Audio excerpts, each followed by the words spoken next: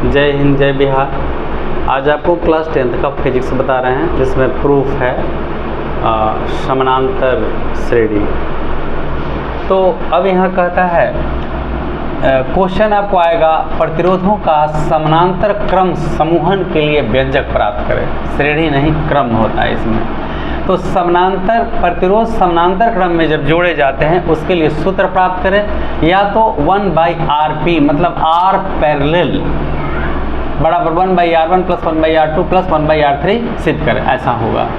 तो आप पहले जान लें कि हमारे घरों में जो विद्युत परिपथ है वो समानांतर श्रेणी में जोड़ा जाता है। क्यों जोड़ा जाता है आइए देखते हैं। चलिए यहाँ सबसे पहले क्या करें, एक परिपथ ले लिए, ठीक है। अब ये बैटरी जोड़ दिए और यहाँ देखिए इस बिंदु A पर धारा 3 भाग में बट गया। मान लीजिए 3 तल्ला है, यहाँ से 1, 2 और 3। A पर धारा 3 भाग में बट गया। पूरा धारा I था तो I1 इससे जो बह रहा है I1, इससे I2 और इससे I3। यहाँ करंट 3 भाग में डिवाइड हो गया, ठीक है। अब यहाँ प्रतिरोध, यहाँ बल्ब जल रहा है, बल्ब जल रहा है, बल्ब जल रहा है। तो R1, R2 और R3 इनके प्रतिरोध हुए। अगर किसी भी कारण से ये बल्ब फ्यूज कर जाता है कोई बात नहीं, करंट यहाँ से यहाँ तो आइए जाएगा, यहाँ से यहाँ तो आइए जाएगा, लेकिन अगर तीनों फ्यूज हो जाएगा तो डिस्कनेक्ट हो जाएगा, ठीक है। लेकिन ऐसा कभी संभव नहीं है कि तीनों एक ही साथ फ्यूज हो जाए, ठीक है। तो ये धारा A पर, बिंदु A पर ये धारा 3 भागों में I1, I2 और नंबर दे दिए I3 में बट गया। इनसे होकर प्रवाहित होने वाला जो प्रतिरोध है R1, R2 और R3 ये प्रतिरोध है इनका। फिर बिंदु B पर ये तीनों धारा यहाँ से जल के यहाँ आए, जल के कहें, चल के कहें, जल के मतलब बल्ब जलने के बाद फिर यहाँ आए, यहाँ आए। अगर बीच से धारा, अगर बल्ब फ्यूज भी कर जाता है तो कोई फर्क नहीं, इधर से करंट आ जाएगा, इधर से करंट आ जाएगा, लेकिन ये सर्किट आपका चलता रहेगा। इसीलिए हमारे घरों में विद्युत परिपथ समानांतर क्रम में जोड़े जाते हैं, ताकि अगर एक बल्ब या एक तल्ला का नुकसान हो जाने पर, तल्ला में लाइन खराब हो जाने पर अगली तल्ला में यानी अगली रूम में वो कनेक्शन बंद नहीं हो, परिपथ भंग नहीं हो और लाइन चालू रहे, बिजली चालू रहे, सप्लाई होता रहे। तो आपको सवाल आता है कि आपके घरों में विद्युत परिपथ किस श्रेणी में जोड़े जाते हैं, किस क्रम में जोड़े जाते हैं। तो हमारे घरों में विद्युत परिपथ जो है वो समानांतर क्रम में जोड़ा जाता है। लेकिन मीटर समझते हैं, उसको हम A मीटर कहते हैं। A मीटर तो समझिए रहे हैं, A माने 1। तो घर में एक मीटर लगा होता है, ठीक है। और वो जो मीटर रहता है, अगर मीटर से तार लाइन आपका सप्लाई आना बंद हो जाए तो लाइन चलेगा नहीं चलेगा, काहे कि वही लाइन बंद कर दिया है तो कन्हू में नहीं आएगा, तो किधरों से नहीं आएगा। क्यों? क्योंकि उसका कनेक्शन श्रेणी क्रम में होता है। मीटर का कनेक्शन क्या होता है, श्रेणी क्रम में होता है। अगर एक परिपथ वहाँ अगर कई तरह डिस्टर्ब हो गया, फ्यूज उड़ गया, कुछ भी हो गया तो आगे लाइन आपका सप्लाई बंद हो जाता है। तो आपका जो मीटर या A मीटर होता है वो श्रेणी क्रम में होता है, और हमारे घरों में जो विद्युत परिपथ हैं वो सब समानांतर क्रम में जोड़े जाते हैं। आज एक नया सिस्टम तो फ्यूज के बारे में और जानेंगे भी अगले में। फ्यूज क्या है? फ्यूज एक ऐसी युक्ति या साधन है जो विद्युत परिपथ को जलने से बचा, विद्युत परिपथ में लगे उपकरण को जलने से बचा देता है, नुकसान होने से बचा देता है। कम गलनांक का उसमें तार लगा होता है पतला सा, जैसे धारा कम या बेसी होता है वो फटक से फ्यूज उड़ जाता है और फिर आपका पंखा, फ्रिज, कूलर या जो भी उपकरण है वो सब जलने से बच जाता है। अब एक नया आ गया है MCB, ठीक है। तो MCB वो उसी क्वालिटी का, लेकिन फ्यूज थोड़ी कहते हैं, वो अलग चीज़ है। तो क्या होगा कि जैसे ही आपको वोल्टेज कम हो जाएगा या किसी कारण कहीं शॉर्ट सर्किट हुआ तो, या किसी को करंट लग गया हल्का सा, तो फटाक से MCB आपका गिर जाएगा, ठीक है। तो आपको क्षति नहीं होगा, ये नुकसान नहीं होगा, ठीक है। तो आज घरों में अगर आपके यहाँ पुराने ज़माने वाला आपका लगा हुआ है मेन स्विच, तो सुरक्षा की दृष्टि से आप MCB लगा लें तो ज़्यादा सुरक्षित होंगे। ज़रा सा भी उसके संपर्क में आने पर, बिजली के संपर्क में आने पर एकदम तुरंत आपका MCB गिर जाएगा। अब आयरन कर रहे हैं, किसी तरह शॉर्ट सर्किट हुआ तो पूरा परिपथ भंग नहीं होगा, तुरंत MCB गिर जाएगा अपने आप और परिपथ भंग हो जाएगा, यानी लाइन बंद हो जाएगा सप्लाई। फिर उसे चेक करवा लें अच्छी तरह से, फिर आप लाइन को चालू कर दें। तो चले ये श्रेणी क्रम में जोड़े गए हैं, ये नहीं भले सॉरी ये समानांतर क्रम में परिपथ जोड़े गए हैं। अब हम यहाँ बैटरी ले लिए, स्विच ले लिए और पूरा कनेक्शन को बिंदु ए पर धारा को 3 भाग में बांट करके और कनेक्शन कर दिए। प्रतिरोध R1 R2 R3 है। फिर ताकि यहाँ से तीनों प्रतिरोध एक जगह जब आएगा तो फिर से ये धारा यहाँ पे I बन जाएगा और फिर इस तरह से सर्किट पूरा चालू रहेगा। यानी ये सभी को कनेक्शन कर दिया गया है। फिर से ये मान लिया कि माना कि ये पूरा परिपथ है। बिंदु ए पर धारा 3 भागों में I1 I2 और I3 में बट जाती है, जिनके प्रतिरोध R1 R2 R3 हैं। फिर बिंदु बी पर ये तीनों धारा एकत्रित हो जाती है और इस तरह से परिपथ से जोड़ने पर ये पूरा परिपथ पूरा हो जाता है। मतलब जोड़ने पर पूरा लाइन ये परिपथ पूरा हो जाता है। ये दूसरा क्या है, तो अब मान लीजिए कि सीधा ए से बी ए पर आ गया, ठीक है, ये सब लाइन चालू है। तो लाइन चालू है तो ए से बी पर आ गया, तो इसका विभवांतर भी हो जाएगा। इसका विभवांतर, तो इसका भी विभवांतर भी होगा, 3 भाग में नहीं बटेगा। इसका भी इसका भी इसका भी क्लियर रहेगा, सबका भी विभवांतर रहेगा।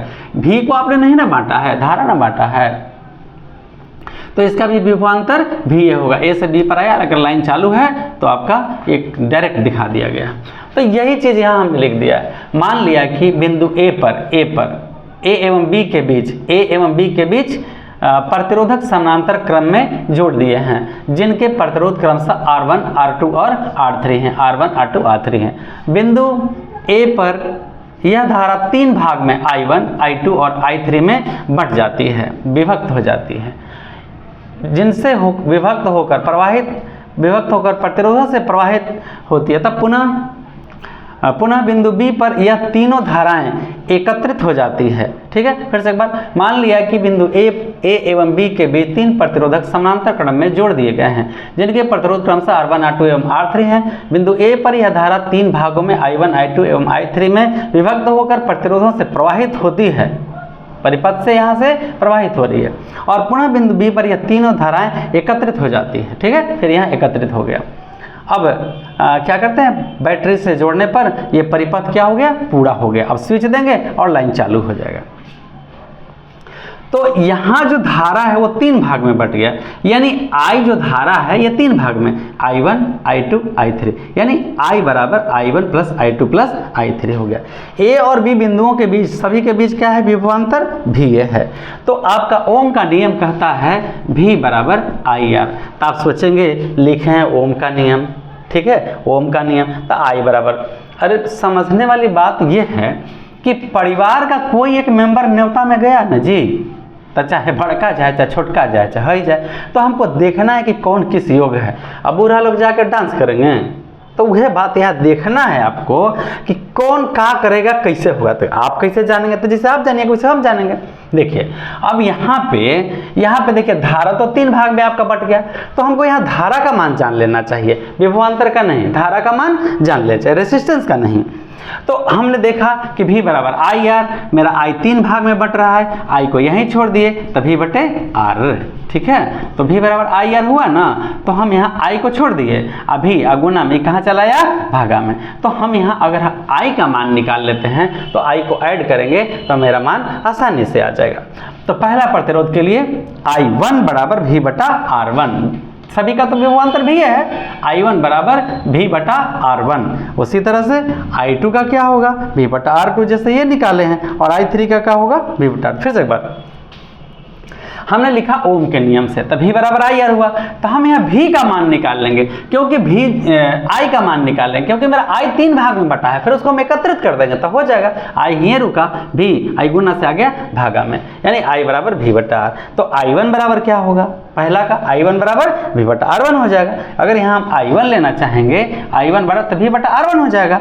I2 लेना चाहेंगे तो V बटा R2 हो जाएगा। अगर I3 लेना चाहेंगे तो V बटा R3 हो जाएगा। तो I बराबर V बटा R1, I2 बराबर V बटा R2, I3 बराबर V बटा I3।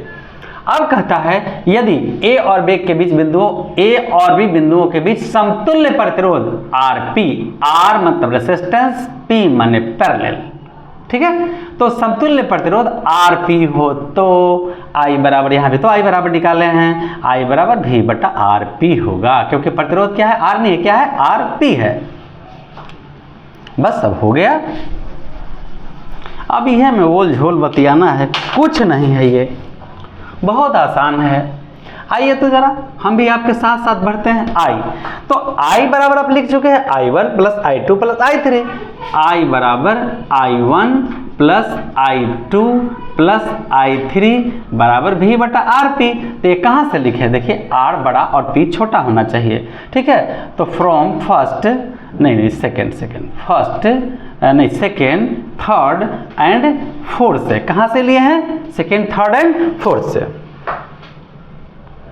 नहीं ये फर्स्ट से है, फ्रॉम एक से है, I के जगह।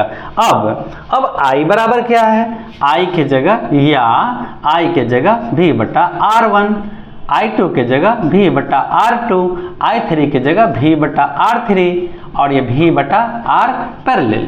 कहाँ से, from second, from second third and fourth. देखिए I, तो हम I के जगह V बटा R1, I2 के जगह V बटा R2, I3 के जगह V बटा R3 और V बटा RP, ये जस के तस रह गया। V इधर भी है, V इधर भी है, हम V को कॉमन करते हैं, V कट गया, R1 V से भी कट गया, V बटा V तो कट ही गया, 1 बटा R2 और V से भी कट गया 1 बटा R3 बराबर V बटा R पैरेलल। V से भी ऊपर से ऊपर कट गया, यही बच गया 1 by R1 plus 1 by R2 plus 1 by R3 1 बटा RP। अब सीधा कर दीजिए इसको, इसीलिए 1 बटा RP बराबर 1 बटा R1 प्लस 1 बटा R2 प्लस 1 बटा R3 प्रूव्ड हो गया आपका, ठीक है। तो कितना आसान रहा। अब प्रश्न ऐसे देगा इसमें कि किसी चालक का प्रतिरोध 2 ओम 3 ओम 4 ओम है, तो बताइए उनका समानांतर क्रम में समतुल्य प्रतिरोध क्या होगा, ठीक है। तो फिर उसको हम निकालेंगे, निकाल के हमें बहुत जल्दी आपको इसका इम्पोर्टेंट सवाल है। अब कभी फिजिक्स का ऑनलाइन या कहीं भी हम क्लास आपको देखें, किसी तरह से हम आपको फिजिक्स का मैथ जो आने वाला है पूरा कर देंगे। जय हिंद, जय